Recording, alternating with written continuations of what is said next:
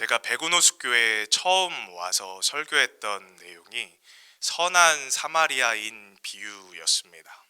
제가 그때 설교를 전하면서 이 예수님께서 하셨던 말씀 중에 비유가 굉장히 많은 비중을 차지하고 있기 때문에 이 예수님의 비유를 이해하는 것이 우리가 예수님의 메시지를 올바르게 받아들일 수 있는 가장 중요한 핵심이 되는 부분이라고 제가 말씀을 드렸었습니다. 오늘 본문 역시도 제가 이렇게 말씀드린 비유 이야기를 다루고 있는 부분입니다. 이 비유를 통해서 예수님께서는 어떠한 말을 하고 싶으셨던 건지, 또 그 이야기 안에는 무슨 의미가 담겨 있는 것인지 오늘은 함께 살펴보고자 합니다. 오늘 본문의 말씀은 우리가 잘 알고 있는 잃은 양을 찾은 목자의 비유입니다. 우리 1절에서 2절 다시 한번 보겠습니다. 모든 세리와 죄인들이 말씀을 들으러 가까이 나아오니 바리새인과 서기관들이 수군거려 이르되 이 사람이 죄인을 영접하고 음식을 같이 먹는다 하더라. 우리가 지금 1, 2절을 이렇게 읽어보면 청자가 두 종류로 나눠지는 것을 알 수가 있습니다. 한쪽은 모든 세리와 죄인들, 한쪽은 바리새인들과 서기관들임을 알 수가 있습니다. 그리고 두 종류로 나눠지는데 그들의 태도 역시도 다르다는 것을 우리가 알 수가 있습니다. 세리와 죄인들은 말씀을 들으러 가까이 나온 상황입니다. 즉 긍정적인 태도를 취하고 있다는 것이고요. 바리새인과 서기관들은 수군거리며 이 사람이 죄인을 영접하고 음식을 같이 먹는다는 부정적 태도, 비판적 태도를 취하고 있다는 겁니다. 예수님께서는 이렇게 부정적인 태도를 취하고 있는 바리새인들과 서기관들에게 너희가 지금 나를 비판하고 있는 이 내용이 잘못되었음을 비유를 통해서 말씀을 해주고 계신 겁니다. 그렇다면 비유의 내용인 3절에서 6절을 함께 보도록 하겠습니다. 너희 중에 어떤 사람이 양 100마리가 있는데 그 중에 하나를 잃으면 99마리를 들에 두고 그 잃은 것을 찾아내기까지 찾아다니지 아니하겠느냐. 또 찾아낸즉 즐거워 어깨에 메고 집에 와서 그 벗과 이웃을 불러 모으고 말하되 나와 함께 즐기자 나의 잃은 양을 찾아내었노라 하리라. 예수님께서는 이 비유 속에서 잃어버린 양 한 마리를 찾으면 즐거워 어깨에 메고 집에 와서 그 벗과 이웃들과 함께 즐길 것이라고 말하고 있습니다. 이 얘기가 무엇이냐면 잃은 양 한 마리를 찾는 것은 매우 기쁜 일임을 말을 하고 있는 것입니다. 이어서 7절을 보면 내가 너희에게 이르노니 이와 같이 죄인 한 사람이 회개하면 하늘에서는 회개할 것 없는 의인 99으로 말미암아 기뻐하는 것보다 더하리라고 말하고 있습니다. 여기서 우리가 주목해야 될 것은 이와 같이라는 말입니다. 즉 비유 속에서 한 마리의 양을 찾은 것과 현실에서 죄인 한 사람이 회개하는 것은 같다라는 이야기를 하고 있는 겁니다. 그렇기 때문에 비유 속에서 한 마리의 양을 잃어버린 양을 찾으면 너무 즐거워서 그것을 어깨에 메고 이웃들과 잔치를 벌이는 것이 당연하듯이 마찬가지로 현실에서 죄인 한 사람을 회개시키고 영접시키면 그것만큼 기쁜 일이 없다는 말씀을 하시는 거예요. 그렇기 때문에 기쁘기 때문에 함께 음식을 나누고 함께 만남을 갖는다는 이야기입니다. 즉 앞서 말씀드렸던 바리새인과 서기관들이 비판했던 이 사람이 죄인을 영접하고 그들과 음식을 같이 먹는다라고 했던 이 비난의 내용이 사실 전혀 비난을 받을 내용이 아니라는 걸 이 비유를 통해서 말씀을 해주고 계신 것이죠. 오히려 당연히 이루어져야 되는 비유에서처럼 죄인 한 명이 그렇게 회개를 하는 것은 당연히 음식을 나누며 기쁨을 나눠야 되는 일임을 말씀을 해주고 계신 겁니다. 이렇게 잃은 양을 찾은 목자의 비유를 통해서 예수님께서는 죄인이 회개하는 것 그리고 죄인이 영접하는 것이 그 어떤 일보다 기쁜 일이다라는 것을 강조하고 있습니다. 그런데 제가 오늘 본문을 누가복음 15장 1에서 7절로 이렇게 선택한 것은 바로 이 부분을 강조하기 때문인데요. 같은 잃은 양의 비유를 하고 있는 부분이 다른 복음서에도 나옵니다. 마태복음 18장 12에서 14절을 보면 같은 내용을 다루고 있음을 알 수 있는데요. 그런데 강조점이 조금 다르다는 것을 알 수가 있습니다. 마태복음 18장 12에서 14절을 제가 읽어드리겠습니다. 너희 생각에는 어떠하냐? 만일 어떤 사람이 양 100마리가 있는데 그 중에 하나가 길을 잃었다면 그 99마리를 산에 두고 가서 길을 잃은 양을 찾지 않겠느냐? 진실로 너희에게 이르노니 만일 찾으면 길을 잃지 아니한 99마리보다 이것을 더 기뻐하리라. 이와 같이 이 작은 자 중에 하나라도 길을 잃는 것은 하늘에 계신 너희 아버지의 뜻이 아니니라. 똑같이 길을 잃은 양에 대한 비유를 말하고 있지만 포커스가 약간 다르다는 거예요. 방금 읽은 마태복음의 잃은 양의 비유에서는 작은 자를 하나라도 잃어버리지 않는 것이 아버지의 뜻임을 거기에 굉장히 중요성, 강조점을 두고 있다는 겁니다. 즉 여기서 말하고자 하는 조금 더 큰 메시지는 무엇이냐면 교회 공동체 및 지도자가 길을 잃고 헤매는 성도, 그 작은 자를 잃어버리지 않도록 잘 보호하고 회복시키는 것에 적극적이어야 된다라는 그러한 메시지를 담고 있는 게 마태복음이라는 것이죠.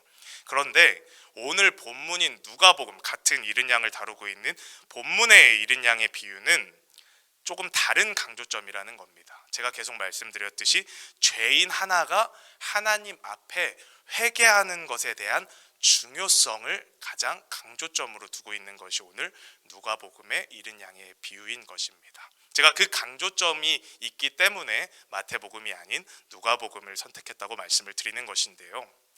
그래서 마태복음에 보면은 같은 이야기를 다루고 있지만 죄인이나 회개라는 말이 언급되지가 않습니다. 그런데 누가복음에서는 명확하게 죄인 한 사람이 회개하면이라고 말하고 있는 것입니다.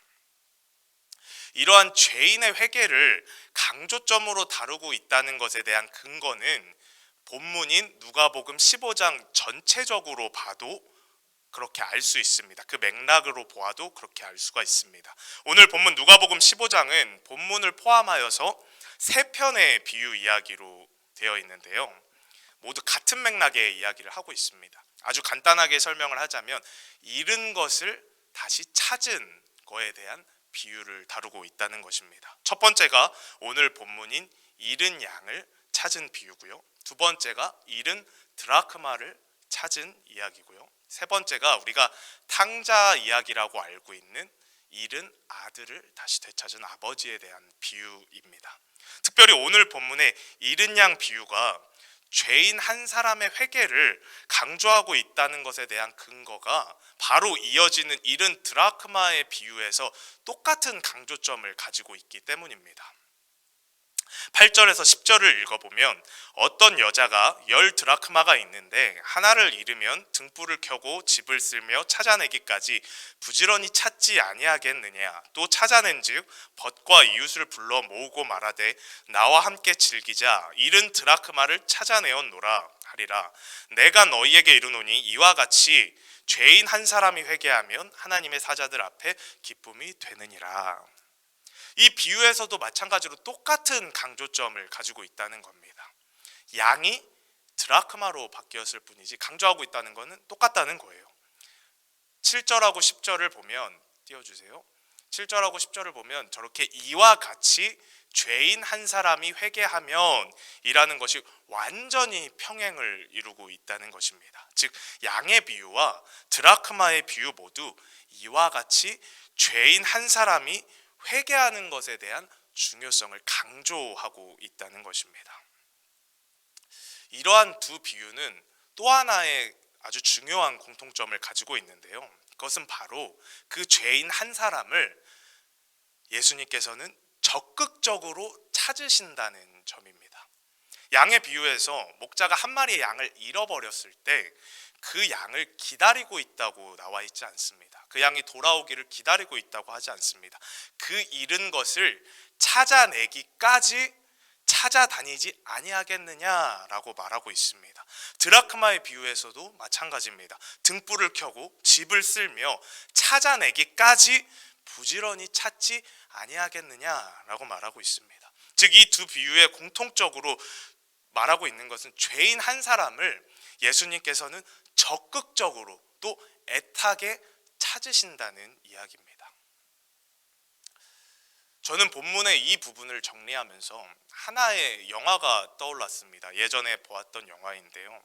그 영화의 내용이 무엇이었냐면 한 사형수에 관련된 영화였습니다. 그 사형수 입장에서 보면 어떻게 일이 좀 여러 가지로 안 좋게 돼서 제가 가중 처벌이 돼서 결국에 사형을 받게 된 상황이었습니다. 그러한 상황이다 보니 자신의 삶을 포기하고 내려놓고 그냥 막 살고 있었습니다. 그런데 종교 면회 시간을 통해서 그 사형수에게 한 목사님이 찾아오게 됩니다.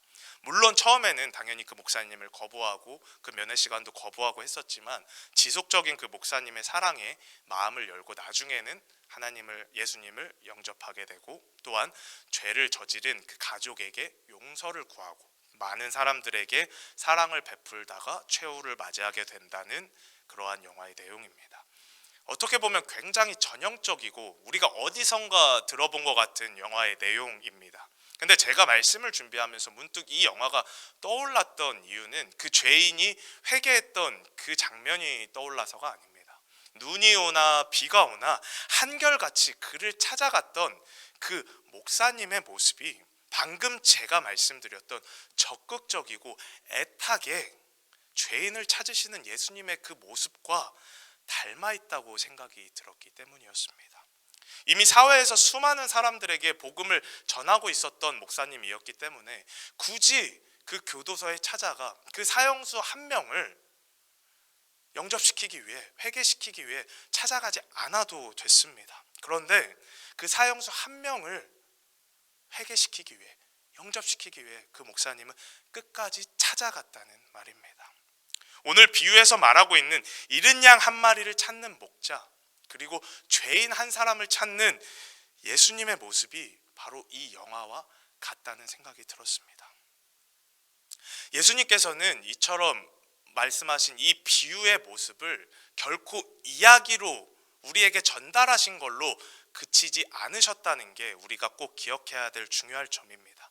예수님께서는 이 땅에서 복음을 전하셨던 그 사역의 기간 동안 이 비유에서 말씀하신 것 같이 죄인 한 사람 한 사람을 적극적으로 찾아다니시고 그리고 회개시키고 영접시키셨습니다.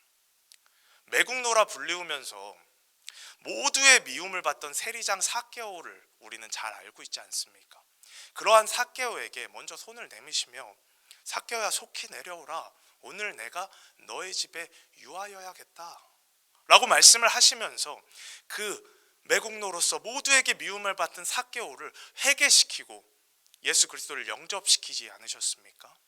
그리고 또 가늠하다 현장에서 붙잡힌 그 여인이 돌에 맞아 죽게 생긴 상황 속에서 그 여인을 구해주시면서 나도 너를 정죄하지 아니하노니 가서 다시는 죄를 범하지 말라 라고 말하면서 그를 회개시키고 죽을 뻔한 그의 새 삶을 주시지 않습니까? 이렇게 예수님께서는 죄인 한 사람 한 사람을 찾아다니시며 그들을 회개시키기 원하셨다는 겁니다. 왜 이렇게 예수님께서는 죄인 한 사람 한 사람을 찾아다니신 겁니까? 마가복음 2장 17절을 보면 예수께서 들으시고 그들에게 이르시되 건강한 자에게는 쓸데없고 병든 자에게라야 쓸데있느니라. 나는 의인을 부르러 온 것이 아니요 죄인을 부르러 왔노라 하시니라. 예수님이 이 땅에 오신 목적 자체가 죄인을 부르러 오신 것이기 때문입니다. 그렇기 때문에 예수님께서 이 세상에서 살아가시는 동안, 공생애를 하시는 동안 그렇게 죄인 한 사람 한 사람, 제가 말씀드린 그 유명한 사람들 뿐만이 아니라 그 수많은, 기록되지도 않았을 그 수많은 한 사람 한 사람을 찾아다니시며 그들을 회개시키고 영접시키셨다는 말씀입니다. 그렇기 때문에 오늘 비유, 예수님께서 하신 이 비유에서 죄인 한 사람을 그렇게 예수님께서는 강조하고 계시다는 겁니다. 이렇게 오늘 본문에서 제가 계속해서 죄인 한 사람, 또 양 한 마리 강조하다 보니까 이 비유를 들으면 이러한 의문을 가지시는 분들이 있습니다. 아니, 그러면 99마리는 중요하지 않다는 말입니까? 99마리를 놔두고 한 마리의 양을 찾으러 가는 것이 말이 됩니까? 라고 사실 질문하시는 분들이 많이 있어요. 그런데 이 비유에서 말하고자 하는 것은 그 내용이 아니라는 겁니다. 우리가 살펴보았던 7절을 세번역 버전으로 다시 한번 보겠습니다. 읽겠습니다. 내가 너희에게 말한다. 이와 같이 하늘에서는 회개할 필요가 없는 의인 99보다 회개하는 죄인 한 사람을 두고 더 기뻐할 것이다. 애초에 이 비유는 99마리와 한 마리가 동일한 상태에서 비유되고 있지 않다는 겁니다. 99는 의인을 말하는 것이고 1은 죄인을 말한다는 거예요. 그렇기에 분명히 말을 하고 있는 것입니다. 회개할 필요가 없는 의인 99보다 회개하는 죄인 한 사람을 통해서 더 기쁨을 받으신다고요. 즉 99와 1이 중요한 것이 아니라 99의 의인과 1의 죄인, 이것이 바로 이 비유에서 가장 중요한 점이라는 것입니다. 오늘 이 잃은 양의 비유 속에 담긴 죄인 한 사람의 회개라는 메시지는 우리 그리스도인들이 매우 깊이 묵상해 보아야 되는 비유 이야기입니다. 왜냐하면 우리는 이미 예수 그리스도를 영접함으로 의롭다함을 받아서 함께 교회 공동체를 세워나가고 있는 그리스도인이기 때문입니다. 이러한 교회 공동체가 존재하는 이유는 결코 이 공동체 안에서 우리끼리만 복음을 나누고 우리끼리만 말씀을 나누고 우리끼리만 사랑을 나누라고 존재하는 것이 아니라는 것입니다. 저 세상 속에서 저 세계 곳곳에서 예수 그리스도의 복음을 알지 못하고 예수 그리스도를 영접하지 못한 수많은 죄인들에게 복음을 전하고 그들을 회개시킴으로 주님을 영접하게 하기 위해서 존재하는 것입니다.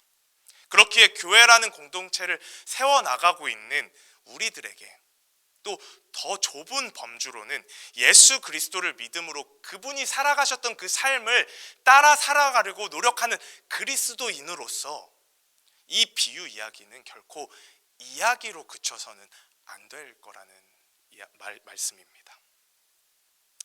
말씀을 정리하고자 합니다. 오늘 잃은 양을 찾은 목자의 비유를 통해 예수님께서는 분명하게 말씀하고 계십니다. 죄인 한 사람이 회개하는 것만큼 하나님께서 기뻐하는 일은 없다라고 말이죠. 그런데 교회에 모이는 우리들은 하나님께서 가장 기뻐하시는 이 일을 위하여서 사명감을 가지고 살아가고 계십니까? 이 일을 위하여서 눈물을 뿌리며 기도의 씨앗을 뿌리고 계십니까? 저는 오늘 이것을 함께 결단할 수 있는 시간이 되었으면 좋겠습니다.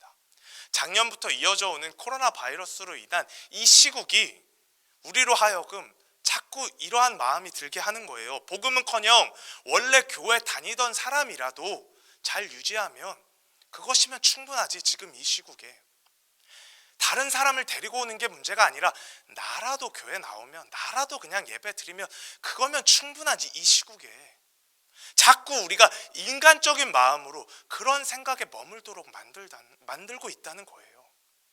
그런데 오늘 비유에서와 같이 그 잃은 양 한 마리를 찾을 때까지 찾아다녔던 그 목자처럼 그 죄인 한 명을 구원하기 위해서 한 사람 한 사람을 회개하고 영접시키기 위해서 끝까지 돌아다니셨던 그 예수 그리스도의 모습처럼 나도 이 상황 속에 굴복하지 않게 하여 주시옵소서.